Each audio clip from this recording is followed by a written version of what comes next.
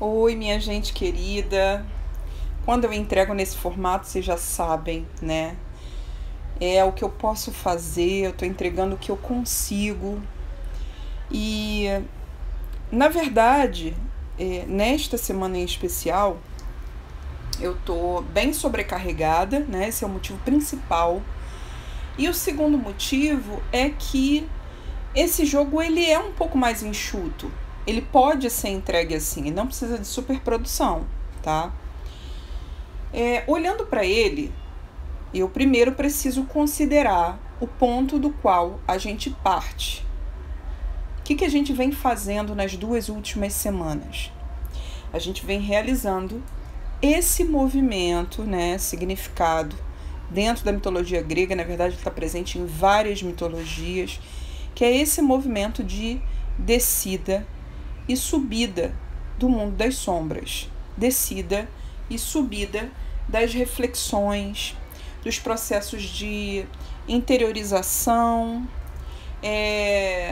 de elaboração dos nossos infernos interiores, das nossas sombras. Então a gente vem nesse movimento já há 2 semanas porque uma carta em especial se repetiu, né? Que foi a Psique descendo para conversar com a Perséfone. E a partir da imagem que essa carta nos traz, ela se repetiu nas 2 semanas. Na semana seguinte, a gente encontrou elementos que nos confirmaram que a interpretação era por aí mesmo. Porque as cartas do topo afirmaram para a gente que nós estávamos produzindo uma guinada, uma virada de ciclo. Por isso, nos foi dada a tarefa da gente olhar profundamente para as nossas zonas inferiores, né? Vamos lá, vamos aprender como é que faz para não descer mais a esse inferno. Ou, caso a gente desça, vamos desenhar o mapa de subida, né? Esse tipo de descida, essa natureza de descida, a gente não sofre mais por ela.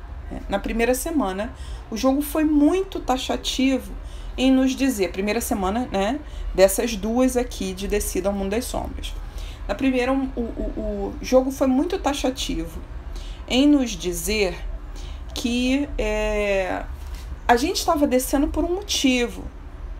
É para aprender a parar de sofrer por certas coisas, para estancar certos sofrimentos, porque potencialidades estavam bloqueadas e porque temos direito às nossas linhas de chegada, né? Essa foi a mensagem do primeiro jogo da base, que se passou inteiramente embaixo da Psique descendo ao submundo. Aí, corta para o jogo seguinte. A gente encontra a força de subida, foi o que o sim do jogo nos disse. Nós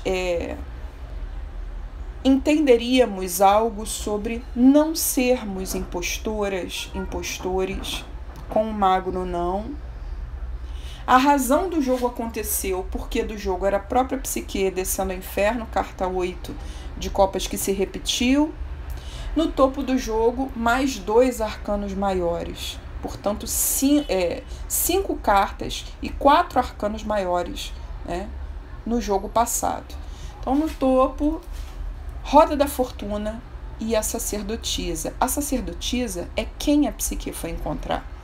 Então, eu imagino que quando a gente considera todo o contexto mítico, né, das imagens que nos foram trazidas na semana passada, eu presumo que ela encontrou.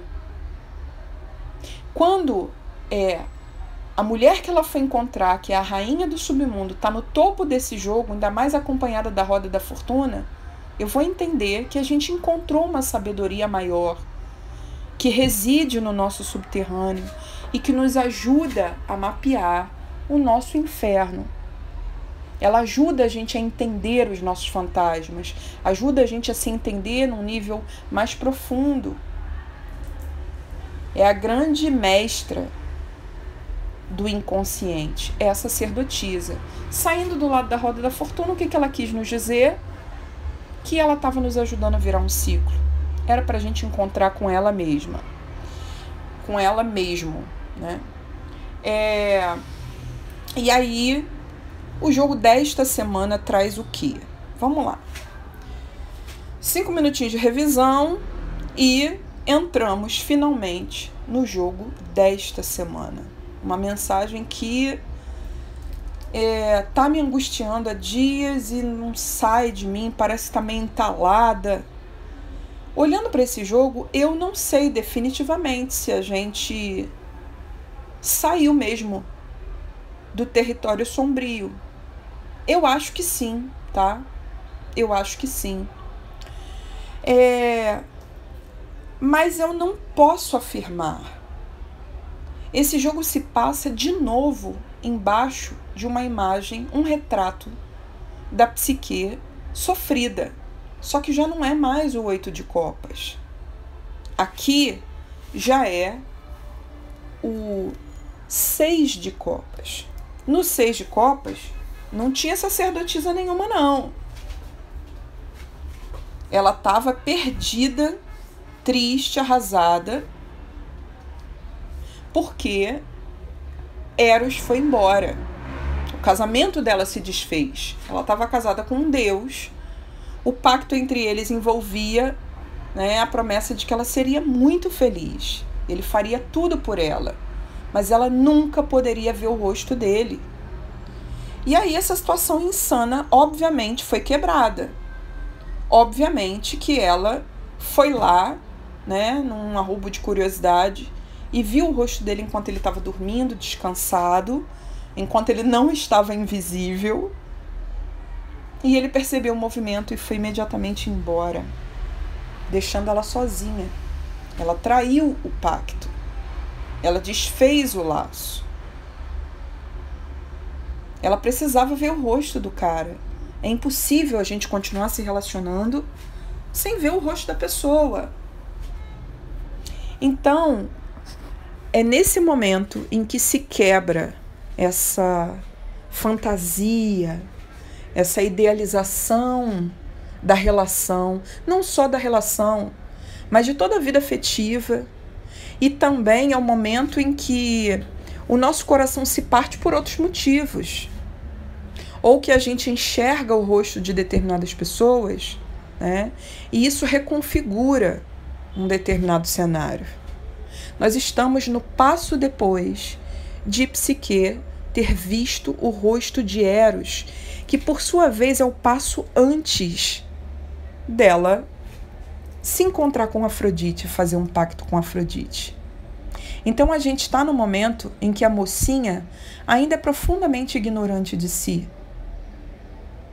Ela experimentou o amor, mas ela ainda não tem esse conhecimento todo, né, que ela adquire depois de visitar a Perséfone. Ela só está sofrendo, chorando. Ela está chorando leite derramado. Não tem o que fazer. A relação acabou. O pacto foi desfeito. Ela está no topo desse jogo, em uma atitude de choro, de lamentação, no mesmo lugar em que ela conheceu o Eros, que ela, lá no alto daquele penhasco, onde os pais abandonaram ela, no início da jornada dela. Ela está lá onde ela conheceu ele, chorando, se lamentando, porque ele foi embora. Ela está profundamente arrependida, se sentindo culpada, achando que foi ela que acabou com a relação. Mas a relação tinha uma mentira ou uma omissão que não podia continuar. Era preciso enxergar a verdade, enxergar o verdadeiro rosto da pessoa amada. Então ela está no 6 de copas, arrasada. É você, depois de terminar uma relação, né, que você ainda sofre por ela. É você se lembrando de relações anteriores, sofrendo pelo passado. É uma carta profundamente nostálgica. É uma carta onde a gente olha para trás. A gente olha para trás e faz todo o exercício de se esvaziar de um determinado choro, de sentimentos que não cabem mais, para que a gente possa fazer uma escolha e ir para frente, que é o que acontece na carta que vem depois do 6 de copas, mas a gente não vai entrar nela aqui. Aqui, essa mocinha não está vendo saída ainda. Ela só está chorando. Ela só está sofrendo. Então, é um outro momento do jogo do mês, já na direção, na reta final do mês, em que mais uma vez a gente tem uma carta que é uma imagem de sofrimento feminino no topo do jogo. Isso me preocupa em termos de fatos coletivos, né? Acontecimentos que digam respeito à leitura coletivizante desse jogo. É possível que a gente se depare aí com imagens de sofrimento feminino mesmo, ou sendo resolvidas, elaboradas, ou acontecendo, tá? Então, no topo do jogo, a gente tem essa imagem de coração partido. O jogo se passa embaixo de um determinado coração partido. Essa carta que eu tirei para colocar do lado da psique, na verdade, é um complemento desse jogo. Ela não está dividindo o topo. Ela está me ajudando a entender, uma carta que eu tirei a título de legenda, para me ajudar a entender a psique no topo do jogo. Eu precisava de uma direção para interpretá-la. E o que eu entendo é que existe a demanda da gente cumprir determinadas missões, da gente evoluir, do Orestes em nós fazer o que o Deus Sol manda, né? A gente tem aí algumas imagens solares nesse jogo. Só que parece que esse empurrão que a vida quer nos dar para frente, né? Essa urgência da gente assumir a nossa missão, fazer o que a gente tem que fazer, tá ou se confrontando com quem a gente foi até aqui, e a gente está com dificuldade de trocar essa pele. Pode ser que a gente faça mesmo essa revisão do passado, agora que a gente está se levantando das sombras. Esse coração partido pode não ser de agora. Ele pode ser alguma coisa que já nos aconteceu e que nos revisita. É um revival, ou uma simples memória, sabe? Mas o jogo se passa embaixo dessa pessoa que em você chora. Os motivos que você colecionou ao longo de uma vida para chorar. E aí no fim do jogo a gente tem Orestes tomando uma enquadrada. Como dizem em São Paulo, tomando um apavoro do Deus Sol. O Deus Sol está enquadrando ele, está em pé, numa postura ameaçadora, dizendo para ele: você vai sim, eu não quero saber. Você vai realizar o seu destino. E o seu destino passa fundamentalmente por matar a mãe. A gente já sabe, né, que o herói do naipe de espadas dentro do tarô mitológico é aquele que está destinado a romper com laços familiares totalmente adoecidos, degenerados, para que ele possa impulsionar o seu próprio destino, para que ele possa se constituir como uma nova referência para as suas irmãs, para os seus descendentes, para os descendentes das irmãs, né? É uma família completamente adoecida. Orestes é o ponto de ruptura, e esse herói, ele recebe esse dever de realizar essa ruptura diretamente do Deus Sol, o Deus que representa a realização de cada indivíduo, o Deus que nos concede a glória, né, os sucessos, as vitórias, o cumprimento do que a gente veio fazer aqui nessa vida, o Deus que está por trás do próprio oráculo, aquele que nos dá o nosso destino. Disse a ele: teu destino só vai acontecer se você matar sua mãe.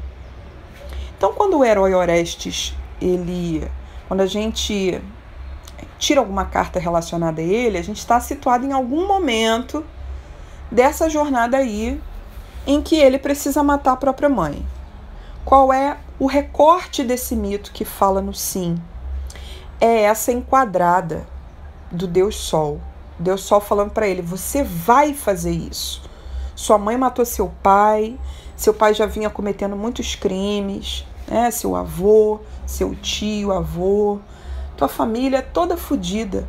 A última pessoa dessa banda podre da família que está de pé é sua mãe. Você vai lá e você vai matá-la. Você vai encerrar esse mal. Você vai zerar a história dessa família naquilo que ela é ruim para você e para as suas irmãs. Ao fazer isso, Deus Sol está dizendo, na verdade, você vai fazer o que eu estou te mandando. Você vai fazer o que é necessário fazer, seja legal ou não seja legal, para que o seu sol se manifeste, para que a sua realização individual venha. Então são as coisas que a gente tem que fazer e não dá para fugir delas. Porque no caminho, na direção da nossa realização, nem tudo são flores. Tem coisa que é chata de fazer, tem coisa que é ruim, que te cansa, enfim, que você se sente limitado. É isso, não tem como escapar. Essa é uma carta de aceitação dos limites. Não só da aceitação dos limites das coisas que a gente tem que fazer, tipo tarefas, né? Cumprimento de tarefas. Mas por exemplo, aceitar limites do tipo, se você não pode gastar agora, você não pode gastar agora. Se você tem que investir esse dinheiro, você tem que investir esse dinheiro. Você não vai torrar em chocolate. Se você precisa de ajuda para o seu trabalho evoluir, você precisa de ajuda. Aprenda a dividir, a delegar, a compartilhar. Então, uma aceitação dos limites é o comando do 5 de espadas. Saindo no sim do jogo, é desejável que a gente aprenda a aceitar os nossos limites, a funcionar dentro de uma determinada previsão, uma determinada ordenação, para que o nosso sol aconteça, para que o nosso sucesso chegue. O 5 de espadas nos dá isso. E aí, no não do jogo, a gente tem uma carta onde o herói não está recebendo comandos, tarefas. Na verdade, ele está recebendo um reino inteiro de mão beijada. No 3 de paus, a gente tem um momento em que o herói de paus, né, que o oráculo disse para ele que o destino dele, ele tem um outro destino, diferente do destino do Orestes, né? O destino de Jazão ele tem que voltar lá nas terras que o tio dele tomou do pai dele quando ele era criança. Ele foi criado em outro lugar, né? O tio tomou as terras do pai. Quando ele cresceu, já estava pronto como herói, estudou e tal, ele foi consultar o oráculo do centauro Quiron e o centauro disse para ele, teu destino é voltar lá e tomar as terras que teu tio tomou do teu pai. O tio dele já tinha sido avisado por uma profecia de que ia chegar um rapaz jovem sem a sua sandália, né, gladiadora, uma das sandálias, vocês podem ver nessa carta do meio aí, ele está sem uma das sandálias. E esse cara que ia chegar, segundo essa profecia, ia tomar o reino dele. Então ele ligou os pontos. O rei, né, que é espertão, ligou os pontos, resolveu fazer uma transição de governo maneira. Quando esse herói estava chegando, armado até os dentes para tomar as terras dele, ele ajoelhou aos pés do herói e falou, eu te dou essas terras, não precisa tomar de mim, vamos fazer um acordo. Eu faço uma transição pacífica da coroa para você, mas essas terras não estão valendo muita coisa, né? Então eu queria que você fosse buscar uma coisa de valor para mim, uma coisa que é muito importante para mim. Eu abro mão do reino inteiro, eu te dou o reino inteiro. Eu só preciso que você vá buscar uma relíquia para mim numa ilha. E o nosso herói de paus, esse jovenzinho, enrolado por esse tio, esse rei espertalhão, foi. Sem pensar duas vezes ele foi, porque ele é o herói do fogo no cu, como sabemos, né? O herói de paus, o herói de tochas. Então esse é o momento em que, dentro do naipe, que é o naipe da realização das ideias, que é Paus, esse herói está recebendo um super sim do destino. Ele deu um passo na direção do seu destino. Né? A tarefa dele não é tão ingrata, a missão dele não é tão ingrata quanto a missão de Arestes. Ele não tinha que matar a mãe, ele tinha que tomar terras. Isso aí era um prazer para ele, uma aventura, uma diversão. Ele chegou lá e foi. Chegou lá e foi, é ótimo, né? Então, ele se lança nessa tarefa, ele se joga. Ele não tem medo como Orestes. Porém, ele tem uma super tarefa depois, né?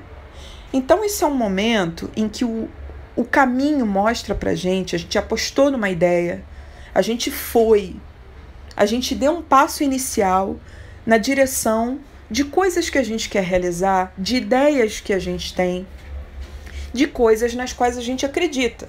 A gente fez esse movimento corajoso, esse primeiro passo desse herói, de ir lá confrontar a nossa missão.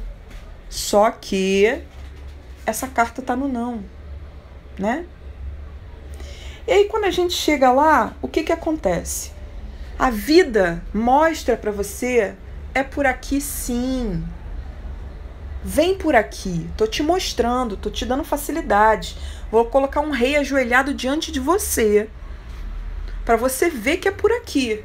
Então você recebe sinais. Mas aí vamos lá, como ler essa carta no não se ela tá no não? Como que eu vou fazer? Eu vou entender, nesse caso, o oposto. Porque o sim está nos dando comando. É para aceitar os limites, sim. No não, a coisa não vai ser entregue para você de mão beijada. Nem tudo tem que ser super fácil. Porque senão, se for super fácil, você não se encontra com determinados poderes, determinadas vitórias. Você não se encontra com a ideia de mérito, que é tão escrotizada na nossa sociedade, né?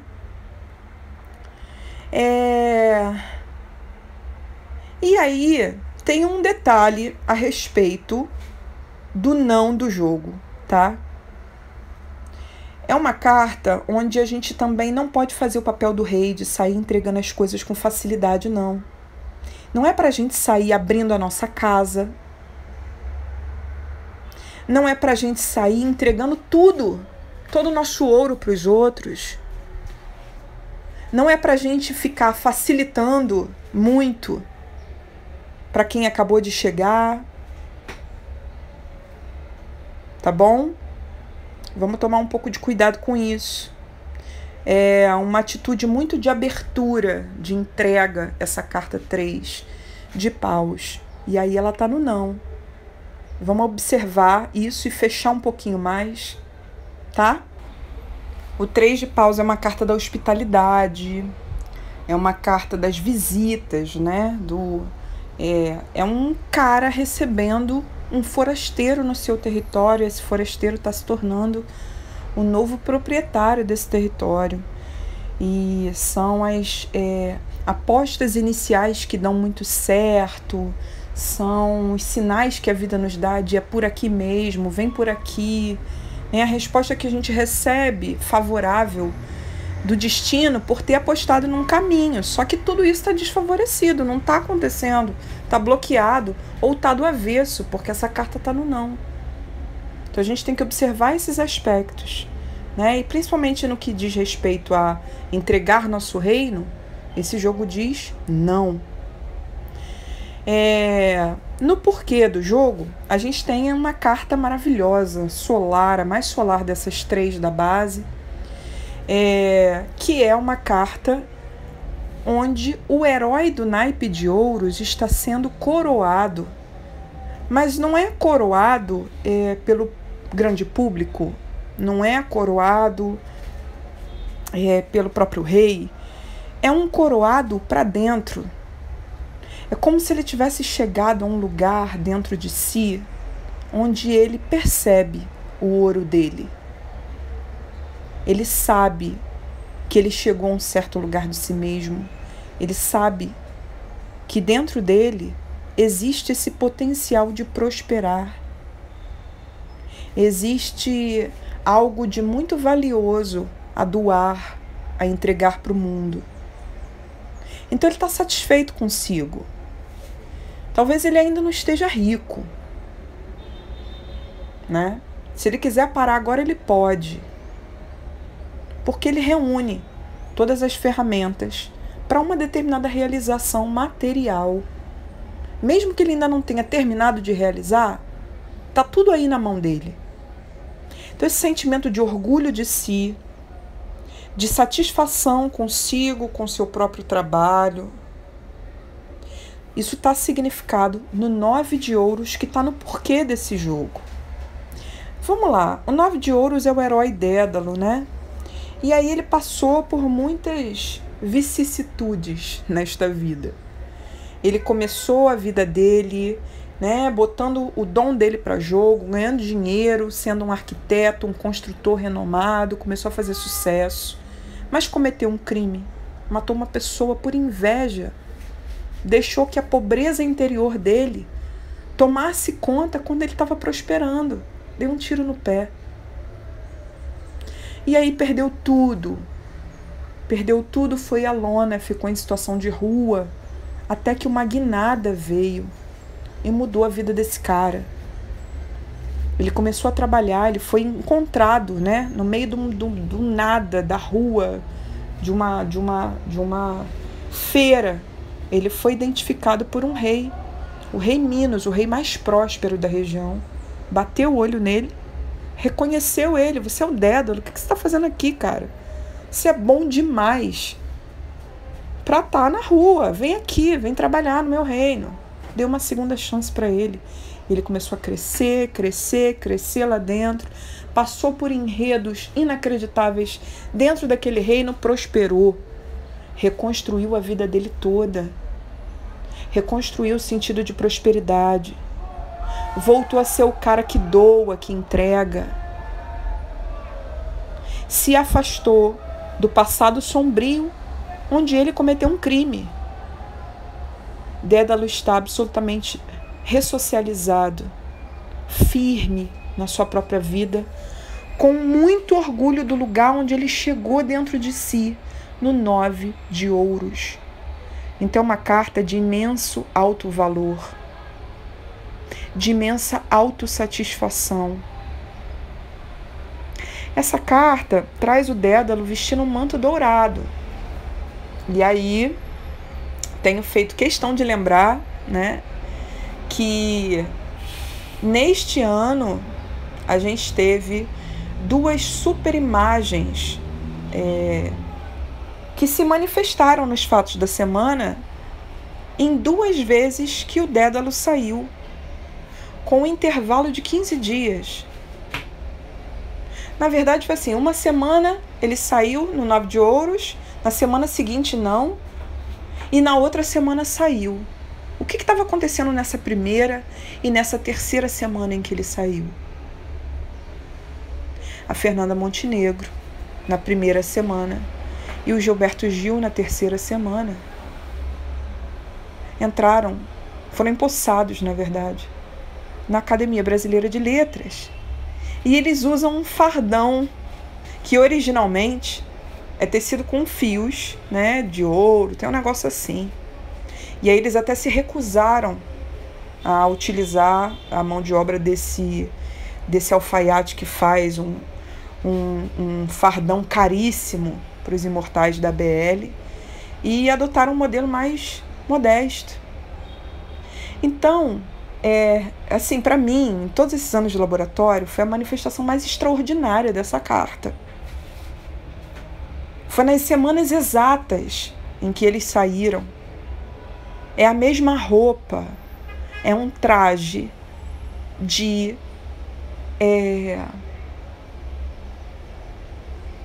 renome, de reconhecimento. um traje de gala. É uma carta que ela joga em nós esse manto dourado. Ela diz: a prosperidade já está contigo. Saiba olhar, saiba valorizar. Olha para você, vê o seu valor. Vê aquilo de bom que você já faz. A gente se cobra tanto, né? De chegar num outro lugar. Mas talvez a gente já esteja num lugar muito especial, que já é vitória para muita coisa que a gente passou na vida. É uma carta também de você dar valor a si, inclusive afetivamente, tá? Dar valor ao seu corpo, dar valor à sua casa. São os títulos, é todo reconhecimento, é todo mérito. É um não temer a ideia de mérito, né? Porque ela enraiza o sentido da prosperidade em nós, dizendo-nos o quanto a gente conseguiu, né, manifestar, materializar, mostrar para a gente mesmo o nosso valor. Então é completamente diferente desse sentido de meritocracia, né, que aí está. É um mérito num sentido mais limpo, mais digno da palavra. São as tuas honrarias, as tuas premiações, os teus troféus. Então é uma carta que nos coroa, que diz: cara, olha para você, sabe? Assume aí os seus títulos, suas qualidades, suas qualificações. É uma carta de qualificação. E aí ela é o porquê desse jogo. Ela é o momento em que a gente experimenta um sabor de reconhecimento.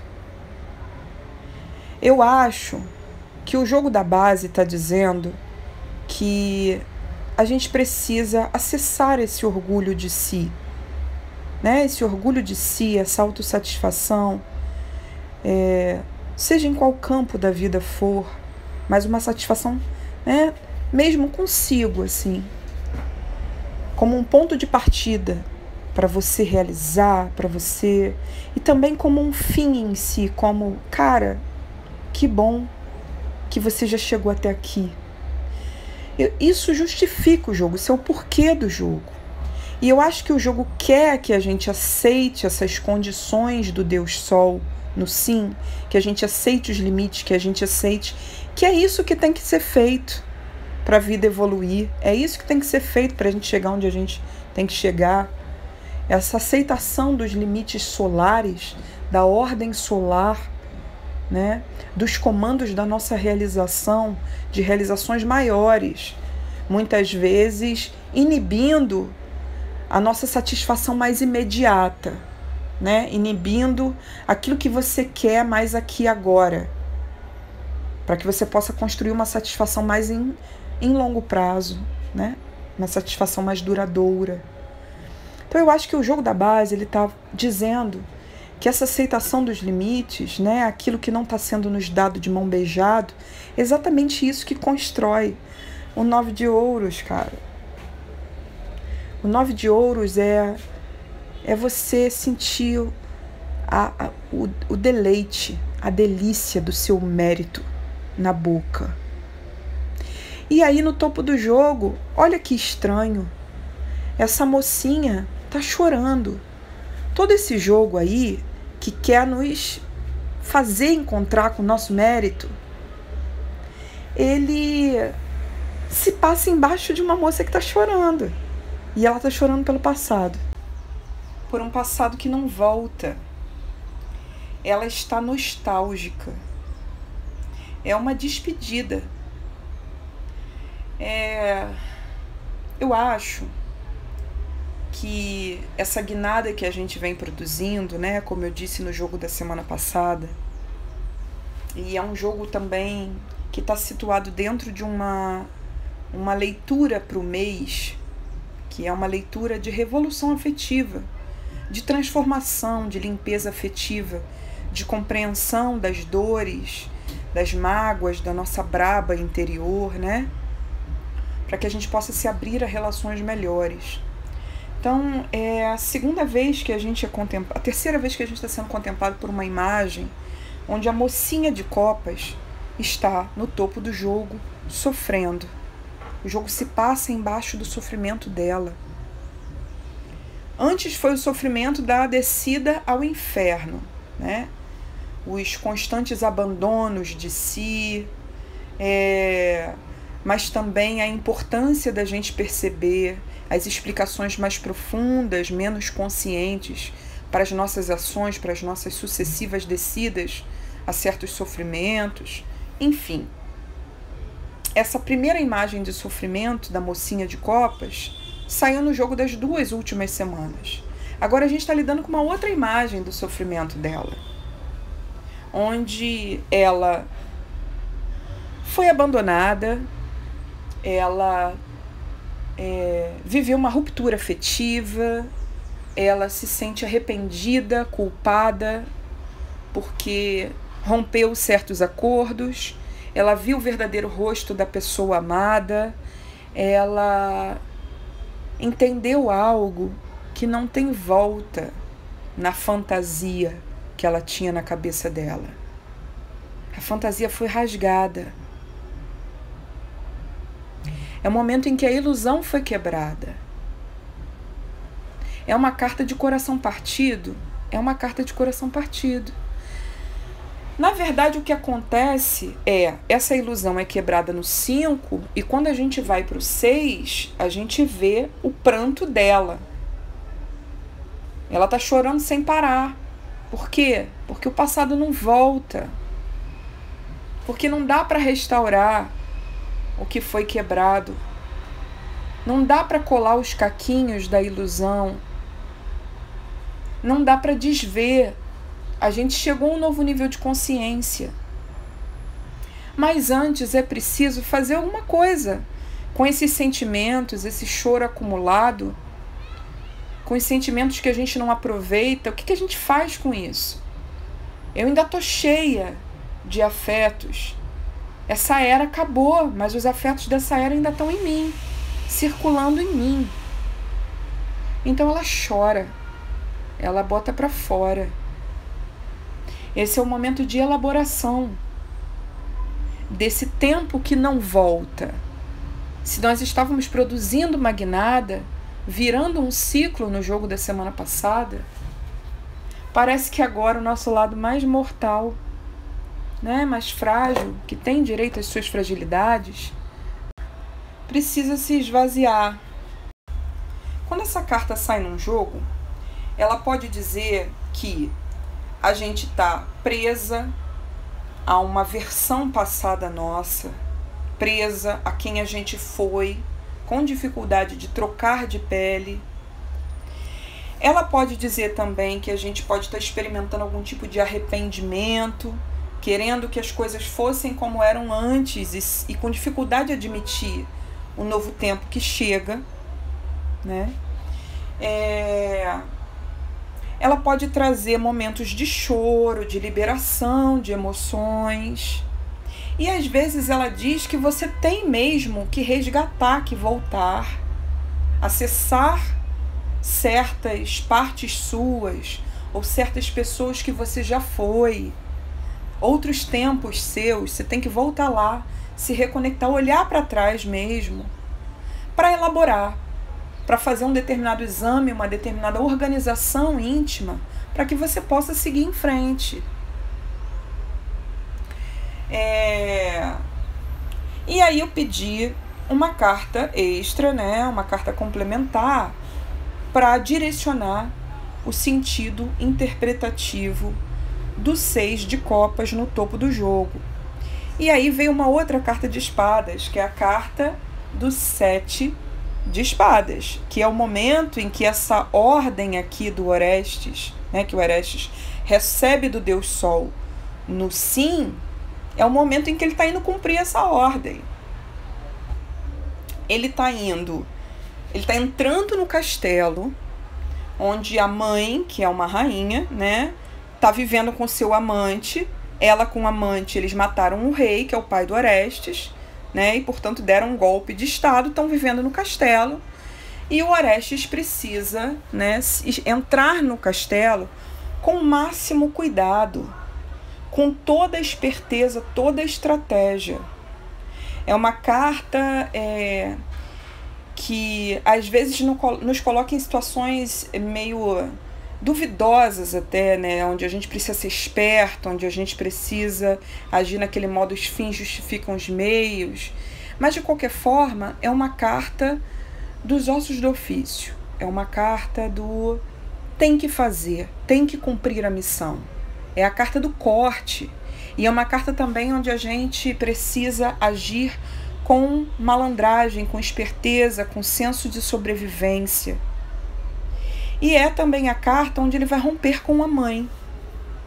Então é um momento em que ele realmente entende que é preciso cortar esse passado familiar, se desentranhar esse passado dele, para que ele possa evoluir.